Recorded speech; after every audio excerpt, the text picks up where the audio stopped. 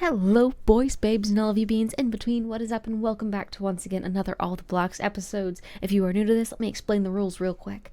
These are rules I set for myself, so they're kind of arbitrary, but nonetheless, we have a lovely challenge I give myself every couple of weeks where we are trying to build with really random and odd block pallets. Now, block pallets are provided by people that leave comments or my friends, so if you want to do that and give us a pallet that you want to see happen, put it down in the comments and we will see what we can do with it. Now, the rules here are as follows. I am given 3 to 5 blocks, one of which must be able to be stairs and slabs of that variety, and if there are none provided, it will be assumed that the wood block you give me is that one. Now, when I say variety, I am referring to if you give me stone, I can use stone slabs and stairs, but I cannot make stone bricks. Now, if that makes sense, we always try to stem it into about a 2x2 chunk space, just because that's about a standard and usable starter base size. So, here's what we're working with. This block palette this time I was given was a lapis block, quartz, warped stem, mud, and soul sand. An odd combo, but it definitely invoked some cool ideas, and I, when playing with it, finally came up with a pretty nifty design. And I thought, where would look cool for this specific design without giving too much away? And I went, a mangrove forest. Why? Because it feels abandoned. Like, it feels like someone found this thing and went, I can reuse this. And so they did. Now, when I initially started designing this, I very much was inspired by a very specific book series I grew up reading called The Barrowers.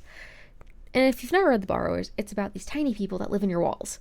That's the first concerning statement. But they're the tiny people that live in your walls, and they borrow things.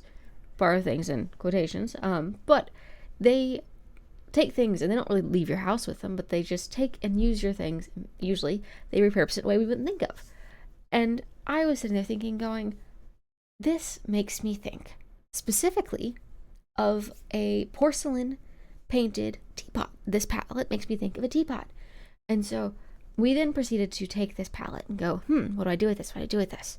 And I went and I found a couple designs for teapots that I liked, because there's this very lovely, I believe it was referred to as a Chinese painting style, that was the blue on white in that porcelain painting.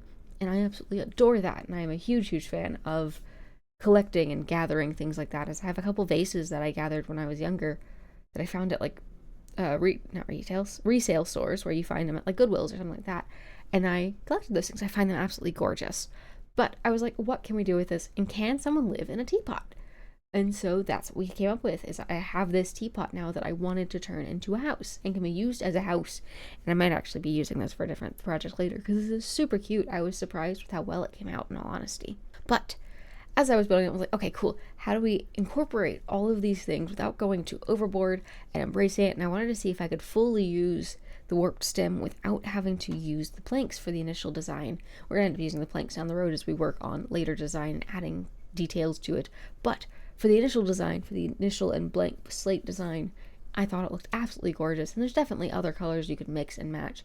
It would probably be super cute to be done with terracottas instead, like using the light blue terracotta and blue terracotta would have probably been super cute to do with this as well, but I found that these worked very well. I did find myself struggling to incorporate the mud and the soul sand, and being in the biome helps to make the mud feel like it's on like a platter of that mud, or someone built a little platform for it with it.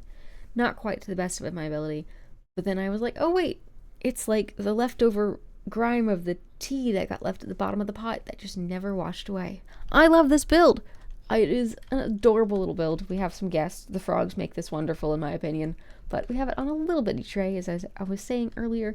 And we have a little bit of spout of tea coming out. I know it's bad. I could not find another way to incorporate the soul sand without it just being the interior floor. The mud we did up here because it looks like a nice seal, or like some sort of glaze that was used to seal the lid, or even glue it shut.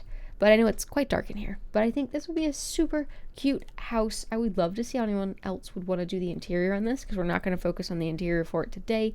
But I do think it is absolutely darling.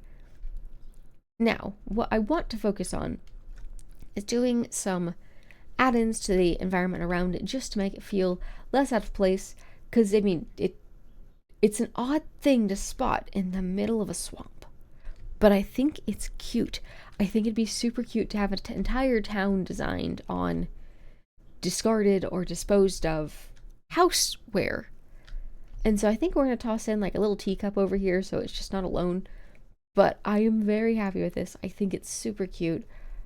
I genuinely am happy with how this came out. I was trying to attempt to create some sort of floral pattern. We got some kind of lotus-esque shape, but I was chasing also the fact that the vast majority of them will have these detailed lining points that go around them. And I wanted to also put some little holes in it so it looks like there's sunlight coming in naturally. And overall, I'm very happy with this. I was quite startled with how quickly I was able to get the shape to where I wanted it to be. And I'm very, very happy with this. But I'm going to do some add-ons and some detailing just to make it feel like the exterior isn't just plopped in a swamp. So I'll bring y'all back when I got that done. Alrighty. So I've done a couple of things that I want to cover over real quick. One, I made a cute little staircase up and they are taking full advantage of it. I feel like it's just cute to have a nice little porch deal coming up into the house. It's quite cute, quite nice. Additionally, for sillies, I was like, oh, let's just build a spoon. Not the best spoon, but it's funny. So it's there. And then I tossed in this little bitty teacup back here that I then made a staircase up to because guess what? It's a hot tub. Everyone needs to come bounce in a hot tub. Yes. This is exactly what you need. But we've done that. Those are the simple things I went ahead and put in.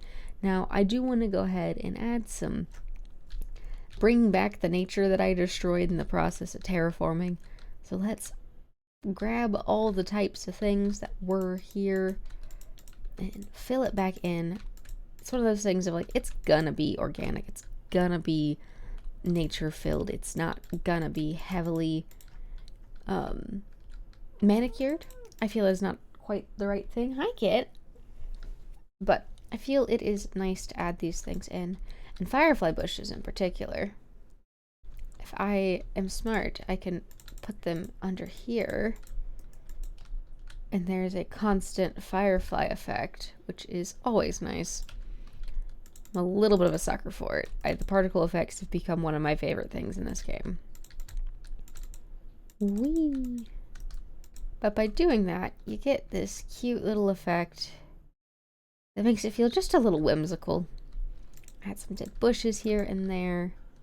Bring back the life of the area. Now, one thing that would have been nice is if I had bothered turning the bottom part into like an actual saucer instead of this. That's definitely a huge improvement I could make to the area that I just simply did not do this first time, and I might end up doing that later just as like a touch-up, make it better. But I'm really happy with it overall. I know this episode itself is going to be very short and succinct, but overall this is a pretty simple build that speaks for itself for the most part.